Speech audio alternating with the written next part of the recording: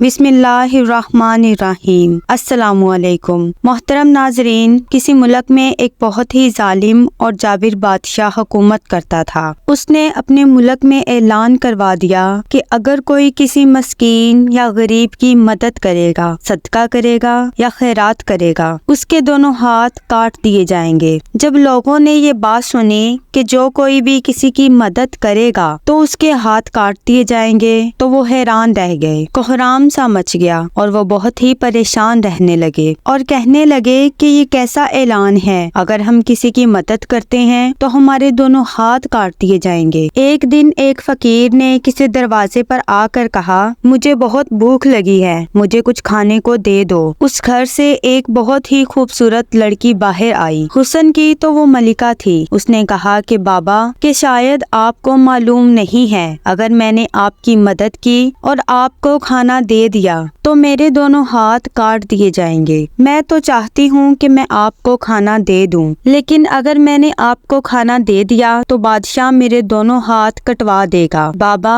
ہمارے بادشاہ کا یہ اعلان ہے کہ اگر کوئی کسی غریب یا مسکین کی مدد کرے گا، اسے کچھ کھانے کو دے گا تو اس کے ہاتھ کٹوا دیے جائیں گے۔ تو اس فقیر نے کہا کہ بیٹی، اگر آج تم مجھے اللہ کے لیے کھانا کھلاؤ گی اور آج میری بھوک مٹاؤ گی تو کل قیامت کے دن اللہ تمہیں اس بات کا ضرور صلہ دے گا۔ اس خوبصورت لڑکی نے بادشاہ کے حکم کی کوئی پرواہ نہ کی اور اس بھوکے فقیر کو 2 روٹیاں کھانے کو لا دیں، اور وہ فقیر بابا اس لڑکی کو دعائیں دیتا ہوا وہاں سے چلا گیا۔ بادشاہ تک یہ بات پہنچ گئی۔ بادشاہ کو یہ سن کر بہت غصہ آیا کہ کسی نے اس کے حکم کی خلاف ورزی کی اور میرے حکم کو توڑا۔ بادشاہ تلملا اٹھا اور اپنے سپاہیوں سے کہا کہ جاؤ اور اس لڑکی کو پکڑ کر لاؤ اور لا کر اس کے دونوں ہاتھ کاٹ دو۔ سپاہی اس لڑکی کے گھر پہنچے، بڑے غرور اور تکبر کے ساتھ جا کر اس کے دروازے پر لات ماری اور بولے کہ لڑکی باہر نکل۔ اس لڑکی نے دروازہ کھولا تو سپاہیوں نے اسے فوراً پکڑا اور لا کر اس کے ہاتھ کاٹ دیے۔ کافی عرصہ گزر گیا۔ پھر بادشاہ نے ایک دن اپنی ماں سے کہا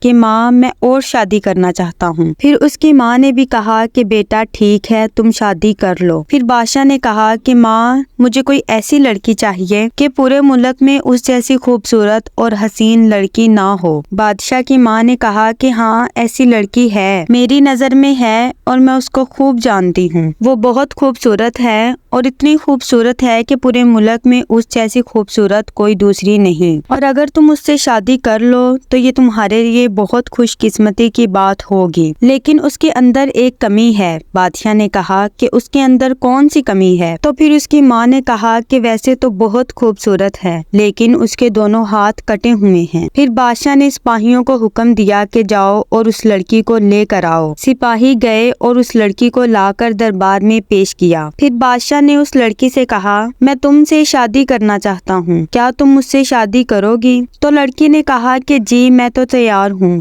مجھے کوئی پریشانی نہیں ہے، میں شادی کر لوں گی۔ پھر بادشاہ نے بڑی دھوم دھام سے اس لڑکی کے ساتھ شادی کی۔ شادی کے بعد بڑی خوشی خوشی زندگی گزارنے لگے۔ دونوں میاں بیوی بہت خوش رہتے تھے۔ بادشاہ اور وہ اس کی رانی بہت خوش تھے، مگر اس کی جو دوسری بیویاں تھیں وہ بہت ظالم تھیں۔ وہ حسد کیا کرتی تھیں، کیونکہ بادشاہ سب سے زیادہ پیار اور محبت اپنی اس ہاتھ کٹی ہوئی بیوی سے کرتا تھا، اور وہ ساری بیویاں اس کو بادشاہ کی نظروں سے گرانا چاہتی تھیں، لیکن کوئی موقع ہی نہ ملتا۔ وہ ہر وقت سوچتی کہ اس کو بادشاہ کی نظروں سے کیسے گرایا جائے۔ ایک بار اس ملک کی دوسرے ملک کے ساتھ جنگ ہو گئی اور بادشاہ اس جنگ میں شامل ہونے کے لیے نکل گیا، اور کافی وقت گزر گیا اپنے ملک کو چھوڑ کر اس جنگ میں شامل ہونے کے لیے نکل گیا۔ اسی طرح جنگ لڑتے ہوئے بادشاہ کو کافی وقت گزر گیا۔ ادھر جو دوسری بیویاں تھیں ان کو موقع مل گیا، کیونکہ بادشاہ تو وہاں تھا ہی نہیں، اور انہوں نے موقع کا فائدہ اٹھایا۔ انہوں نے سوچا کہ اس سے اچھا موقع اور نہیں ملے گا، اور ان سب بیویوں نے بادشاہ کو ایک خط لکھا، اور وہ خط سب بیویوں کے صلاح مشورے سے لکھا گیا۔ اس خط میں انہوں نے لکھا،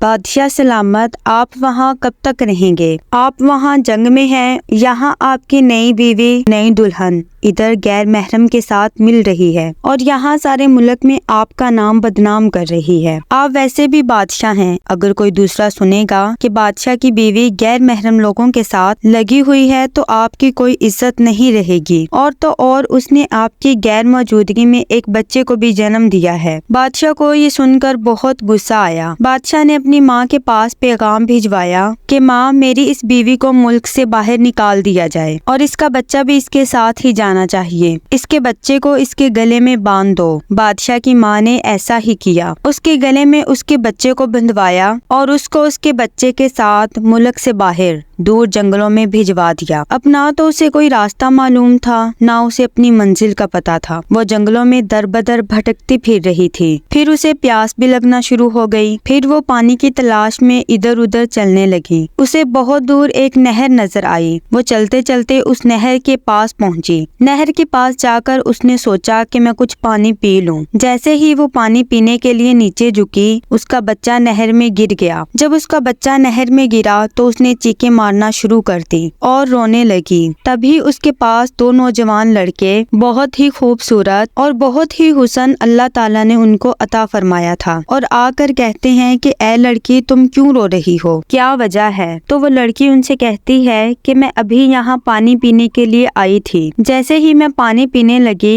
میرا بچہ اس نہر میں گر گیا۔ میرے ہاتھ تو تھے نہیں جو میں اپنے بچے کو بچا سکتی۔ وہ نہر میں گر گیا اور بہہ گیا۔ تو وہ نوجوان اسے کہنے لگے، کیا تو چاہتی ہے کہ تیرا بچہ تجھے زندہ مل جائے؟ بادشاہ کی رانی نے بڑی بے بسی سے کہا کہ اس سے بڑھ کر میرے لیے دنیا میں اور کیا نعمت ہو سکتی ہے کہ میرا بچہ مجھے واپس مل جائے۔ میں تو یہی چاہتی ہوں، اللہ رب العزت میرے بچے کو مجھے واپس کر دے۔ پھر ان دونوں نوجوانوں نے دعا کی۔ پھر اللہ تعالیٰ نے اس کے بچے کو نہر سے باہر نکال دیا اور صحیح سلامت اس کے بچے کو اس خوبصورت لڑکی کے حوالے کر دیا۔ بادشاہ کی رانی بہت خوش ہو گئی اور اس نے اللہ کی بارگاہ میں شکر ادا کیا، کیونکہ وہ بہت نیک تھی اور اللہ کی رحمت کی امیدوار بھی تھی۔ ان دونوں نوجوانوں نے پھر کہا کہ اے لڑکی، کیا تو چاہتی ہے کہ تیرے یہ دونوں ہاتھ صحیح سلامت ہو جائیں؟ اس بادشاہ کی بیوی نے کہا کہ اس سے بڑھ کر میرے لیے اور کیا بات ہوگی کہ میرے ہاتھ مجھے واپس مل جائیں۔ پھر اس نے کہا کہ اگر میرے دونوں ہاتھ واپس آ گئے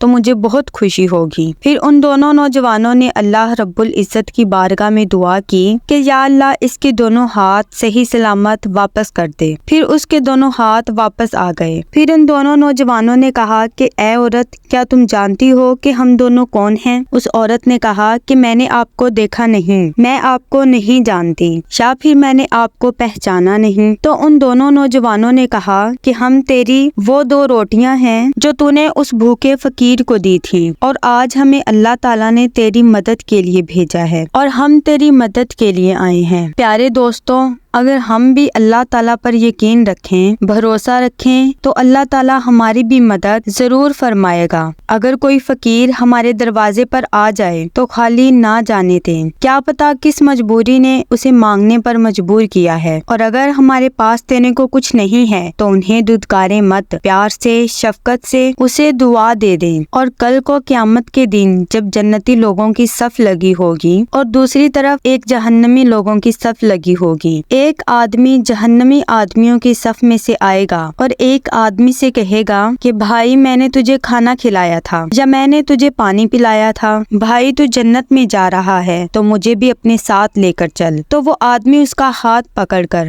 اللہ تعالیٰ کی بارگاہ میں دعا کرے گا کہ اے اللہ، اس کا میرے اوپر احسان ہے، اس نے مجھے پانی پلایا تھا یا کھانا کھلایا تھا، اسے بھی جنت میں بھیج دے۔ تو اللہ تبارک و تعالیٰ فرمائے گا کہ جا، اسے بھی اپنے ساتھ جنت میں لے جا۔ سبحان اللہ۔ دوستو، اگر ویڈیو اچھی لگی ہو تو لائک کریں، چینل کو سبسکرائب کریں اور بیل آئیکن کا بٹن بھی پریس کر دیں۔